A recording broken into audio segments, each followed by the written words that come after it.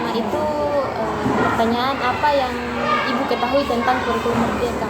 Jadi bisa Ibu berikan apa yang Ibu ketahui tentang kurikulum Merdeka ini. Jadi kurikulum Merdeka itu kurikulum yang baru ya. Cuma tidak beda jauh dengan kurikulum sebelumnya. Kan sebelumnya itu KTSP dirubah menjadi bukan K13, dirubah menjadi kurikulum Merdeka. Dan selebihnya itu tidak beda jauh, cuma di sini K13 kemarin kan per tematik digabung dari materi-materi lain, misalkan materi pelajaran matematika bergabung seperti bahasa Indonesia dalam RPP-nya. Tapi sekarang kalau kurikulum Merdeka, mata pelajarannya itu sudah terpisah seperti KTSP. Mata pelajarannya itu terpisah seperti matematika tersendiri, bahasa Indonesia tersendiri, begitu pula dengan buku-bukunya. Karena kan K13 kemarin itu bergabung semua tematik, jadi kadang juga membingungkan kalau kita mau mengajarkan karena sedikit materi bahasa Indonesia, di bawahnya lagi ada kayak seni, matematika, PKN. Kalau ini terarah. Intinya di sini kurikulum Merdeka lebih terarah lah kalau bagi proses mengajarnya. Cuma IPA dan IPS yang digabungkan. Semua mata pelajaran terpisah. Sudah kalau terpisah. Di sini kalau di sini IPA kan dulu kemarin K13 itu IPS dengan IPA masih terpisah. Sekarang itu di kurikulum Merdeka digabung menjadi IPAS. Jadi IPA dengan IPS. Kalau PKN masih PKN atau ya, pendidikan PKN masih ya berubah juga namanya jadi pendidikan Pancasila. Sebenarnya kalau K13 itu cuma kurikulum Merdeka itu cuma perubahan nama aja, perubahan anunya saja, sampul-sampulnya. Ya, seperti RPP kan kemarin, sekarang modul. Iya, modul aja. Seperti itu. Tidak beda jauh isinya. Mau tanya juga Bu, apa strategi yang digunakan dalam pembelajaran kurikulum Merdeka saat ini? Apa saja strategi yang biasa digunakan? Strateginya sebenarnya tidak beda dengan yang K13 kemarin, cuma di sini itu kebanyakan dia itu proyek anak-anak, kebanyakan proyek anunya ya. Kemarin kalau ini ekstrakurikuler, sekarang ada dibilang koki-kurikuler. Nah iya, bedanya itu anak-anak itu dalam satu harinya itu ada pembelajaran kayak kerajinan, apakah itu kerajinan tangan atau kesenian, ada khusus pembelajarannya itu dalam satu hari full. Kalau setiap mata pelajarannya ada proyeknya? Iya, setiap mata pelajaran pun ada proyeknya juga. Nah, proyeknya itu kan kayak percobaan, sebenarnya tidak beda jauh ya. Contohnya IPAS, ada proyeknya kebanyakan. Kemudian pendidikan Pancasila juga ada proyeknya. Contohnya apa? Contohnya itu seperti nilai-nilai Pancasila kayak sampah, cara-cara pengelolaan sampah, anunya keseharian kita, nilai-nilai Pancasilanya, membuang sampah pada tempatnya, nilai-nilai moralnya saja. Apa tantangan yang dihadapi dalam penerapan kurikulum Merdeka, Ibu? Apa? Tantangan yang dihadapi dalam penerapan kurikulum Merdeka. Kalau tantangannya sebenarnya tantangan ya setiap hari ada tantangan, berkurikulum apa, ada semua tantangan tertentu. Cuma di sini itu kurikulum Merdeka tantangannya kan berbasis proyek. Jadi kan kadang itu fasilitas kurang memadai. Apalagi kan kayak dana, kebanyakan kan kita mau praktek bikin sesuatu terbatas bahan dan alatnya, seperti itu saja. Kalau dari segi medianya Bu, kayak fasilitas pembuatan medianya? Ya kalau media kadang kita pakai media dari Canva ya, terus media alat nyata yang secara langsung, tidak beda jauh. Kalau media dari internetnya Bu, ada. Ya, medianya kayak seperti video pembelajaran atau video praktek yang tidak ada di buku, kita cari di Google materinya seperti itu, atau pemutaran video yang berhubungan dengan ini. Cuma dari tantangan dana juga. Iya, itu saja. Kalau masalah pembuatan proyek kayak kan sekarang ada dibilang P5 kan, P5-nya Merdeka, disitulah tantangannya kita. Mau pakai dana pribadi ya kayaknya terbatas juga. Kalau dari karakteristik anaknya sendiri tidak? Ya kalau anak-anak ya antusias sih sebenarnya kalau yang pakai media-media seperti itu. Nah, jadi anak-anak juga mudah paham kalau ada media pembelajaran yang nyata. Nah, mereka tuh antusias untuk belajar. Terus kalau di pembelajaran itu kan sekarang kan banyak games ya, games tentang materi. Kan banyak di kita itu sebagai pendidik juga lihat banyak yang bisa dicontoh di para konten-konten kreator pendidik sekarang kan. Kita bisa contoh modifikasi, saya juga begini pembelajarannya supaya anak-anak itu lebih tertarik sama materi kita. Tapi semuanya antusias ya? Iya, lebih antusias kalau dia bermain sambil belajar. Iya, karena Ya daripada kalau ceramah tuh saja tuh. Iya, lebih ini. Anak-anak juga tidak bosan. Selanjutnya Bu, apa peluang dari penerapan kurikulum Merdeka? Peluangnya itu apa ya? Ya peluang seperti contohnya kayak bagaimana ya, peluang bagaimana maksudnya?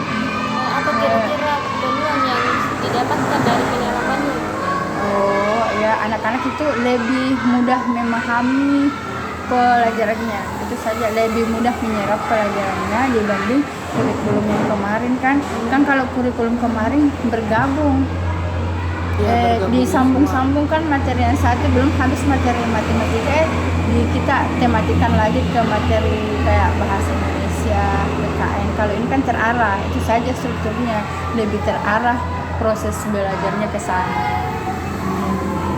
Kalau manfaat dari penerapan kurikulum Merdeka itu manfaatnya ya yang dikatakan tadi, anak-anak itu lebih antusias dalam belajar, lebih aktif. Nah, pokoknya di sini kan prosesnya itu kayak lebih menyenangkan lah, proses pembelajarannya itu lebih menyenangkan. kalau manfaatnya bagi guru Ya manfaat bagi kita juga tidak terlalu ini ya, kalau terlalu banyak model ceramah. Nah, manfaatnya banyak sih sebenarnya. Ya, kalau anak-anak kan kalau senang terus paham, kita juga senang. Nah, itu salah satu manfaat yang paling penting itu. Anak-anak tidak jenuh, tidak bosan, apalagi jam-jam terakhir toh. Ya, jam-jam genting seperti itu. apa kira-kira yang ibu pahami tentang kurikulum Merdeka itu? Kurikulum Merdeka, pemahaman kami di sini apalagi ini ya. Pertama awal kurikulum Merdeka masuk di sekolah itu kan bertahap deh. Kelas 1, kelas 4, tahun depannya lagi kelas 2, kelas 5. Di tahun ini, tahun yang ketiga ini kelas 3 sama kelas 6 yang menyusul. Waktu kemarin terbentuk kurikulum Merdeka, saya sementara pada waktu itu masih memegang kelas 6, di mana kelas 6 itu masih kurikulumnya itu masih K13 ya. Nah, setelah di tahun ini, jadi kan di kelas 1 ini sudah berjalan kurikulum Merdeka. Nah, di tahun ini kami di sini, guru di sini di rolling. Ya, jadi saya ke kelas 1 ya.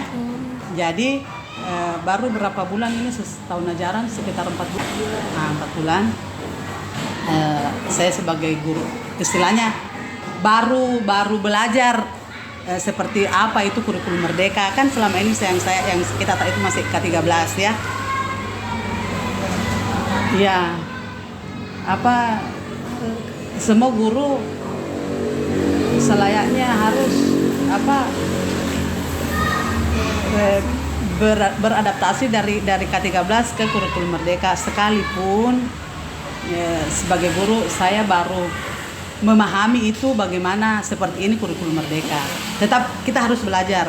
Tuntutan memang sebagai seorang guru harus seperti itu.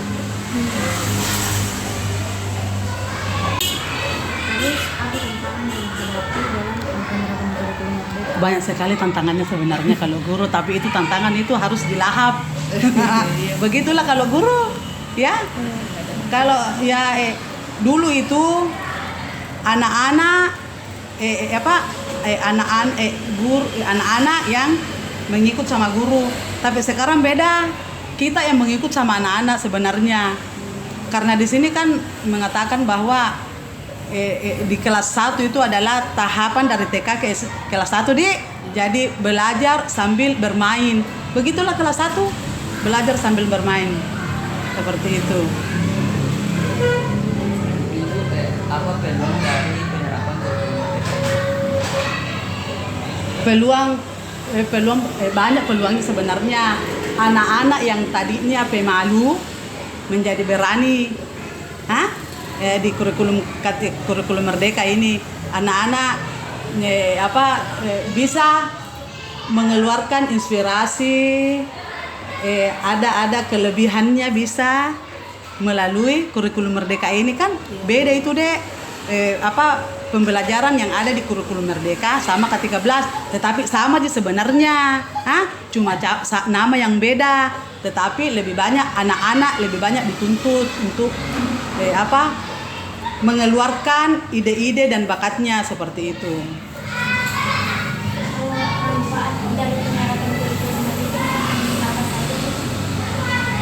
Banyak manfaatnya bagi anak-anak. Kan kalau kita di sekolah ada yang dinamakan itu kegiatan ekstrakurikuler, itu kegiatan ekstrakurikuler di luar dari kegiatan sekolah seperti pramuka itu. Semacam apa kira-kira strategi yang sering dipakai guru kelas 6 nih?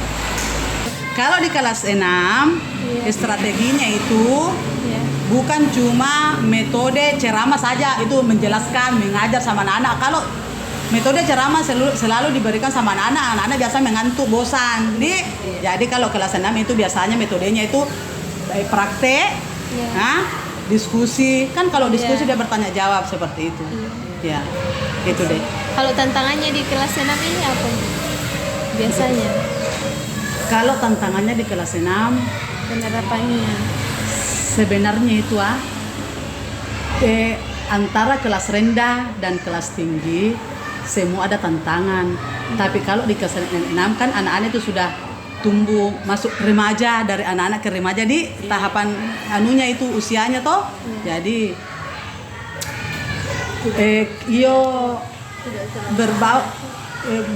juga kayak bersahabat sama anak-anak itu tantangan. Kita tidak boleh menekan, jangan seperti begitu, tidak boleh. Karena kapan kita begitu sama anak-anak tidak ada. Itu tujuan kita guru adalah kita bisa akrab dekat sama anak-anak. Tapi kalau kita selalu kayak mengintimidasi anak-anak, jangan. Anak-anak kan jauh sama kita, bisa juga berpengaruh sama pelajarannya. Seperti itu. Kalau dari segi apa lagi tantangannya, Bu? Kan dari Ibu tadi dari dana, kalau kita dari apa yang sering biasa tantangan kalau kita seumpama mau melakukan kegiatan praktek, kan itu kalau praktek itu butuh dana seperti itu ya. Sementara kan di sini kita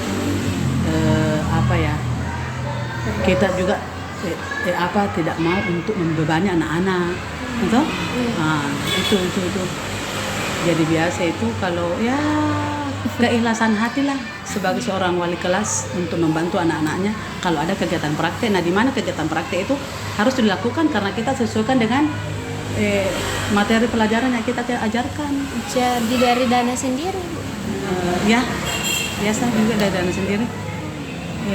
Kadang juga biasa kalau kayak misalnya kertas umpamanya kincir angin misalnya toh, kan itu kalau kita buat kincir angin biasanya dari kertas keras toh sama botol aqua, kan itu botol aqua bisa dicari sama anak, jadi tidak membutuhkan lagi dana. Tapi kalau kertas kan biasa kita di sini di sekolah ada sediakan di ATK, itu kita bisa pergi ke sana ngambil begitu. Biasa juga dibantu ke sekolah, biasa juga masuk uang pribadinya wali kelas. Betul-betul kita tidak mau membebani anak-anak untuk bayar, jangan ya gitu.